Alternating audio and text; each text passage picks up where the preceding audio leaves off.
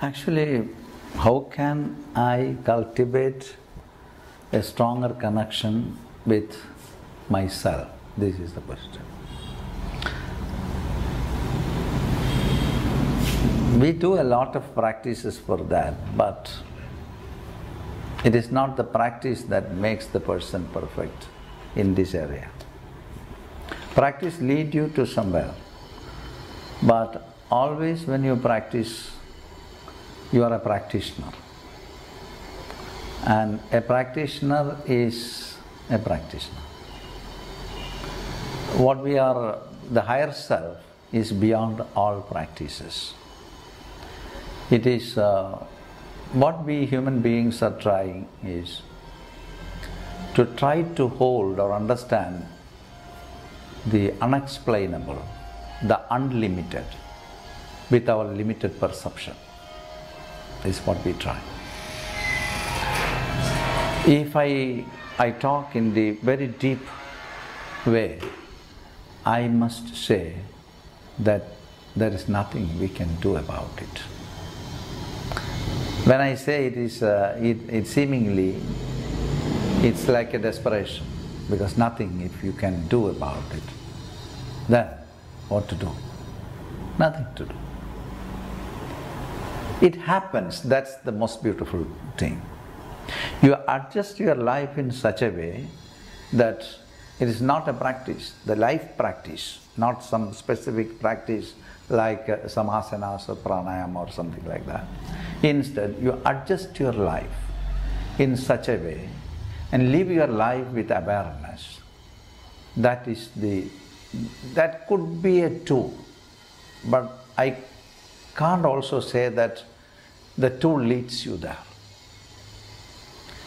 You can adjust your life, you live your life properly, and always be aware of what you are thinking, what you are speaking, what you are doing, and then live with awareness in this way, holistically. Then you are connected with the higher self. So this awareness, this is most important. Awareness leads a person to enlightenment. Enlightenment is a I cannot say it's a condition. It is a dropping of everything and a momentary experience of bliss. When you drop your individuated consciousness, at least temporarily, you feel, it's beyond feeling, you are one.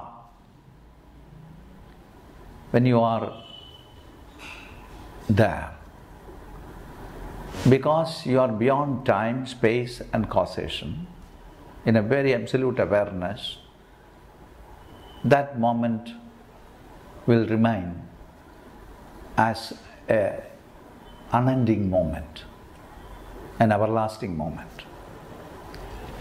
And that's why it's called enlightenment. It's like a flash. And for that, you can only adjust your life.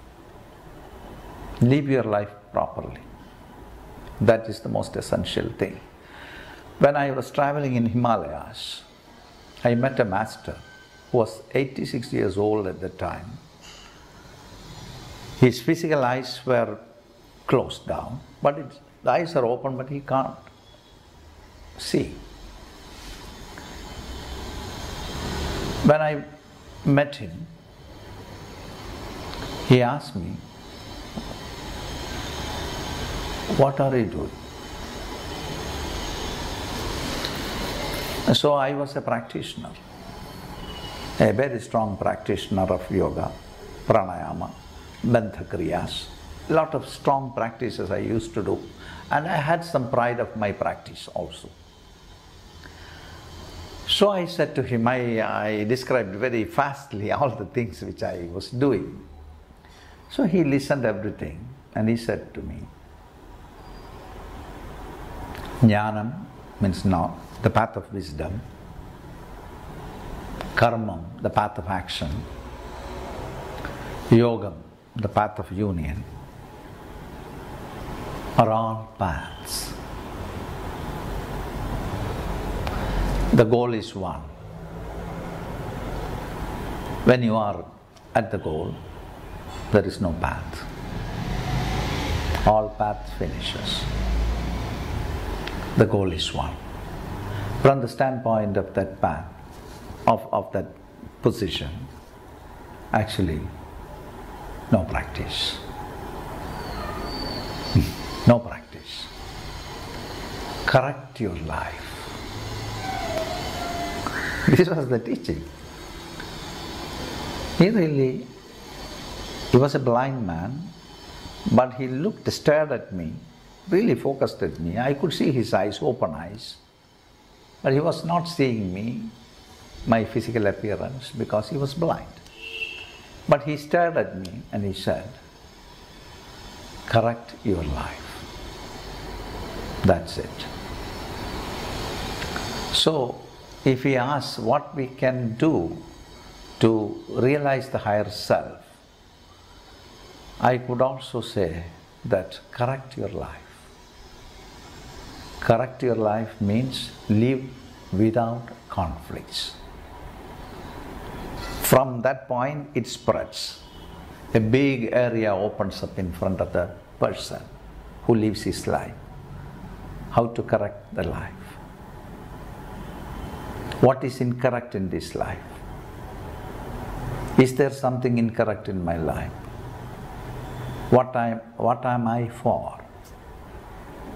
And so it opens up. A big area opens up, innumerable areas opens up. Am I wrong?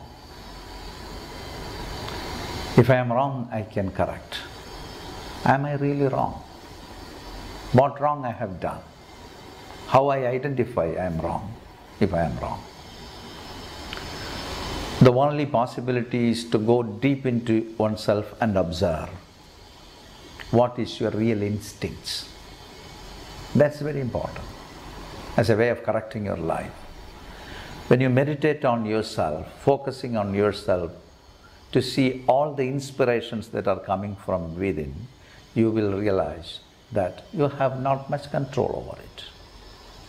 It comes up, something comes up. When it comes up, stay with it. Observe. Be very present.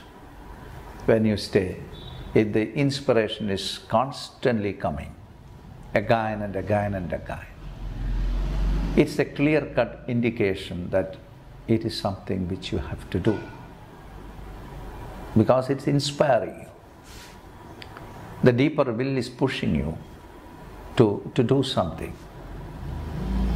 And this is living with the starting point of living with awareness.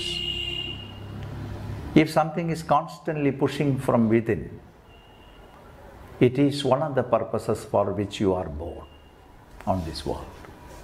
It is how you identify your actions, your karmas. Without awareness, it's impossible for you to know this.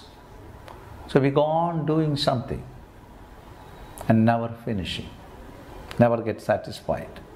At the end, we will be in a remorse. We will feel very remorse.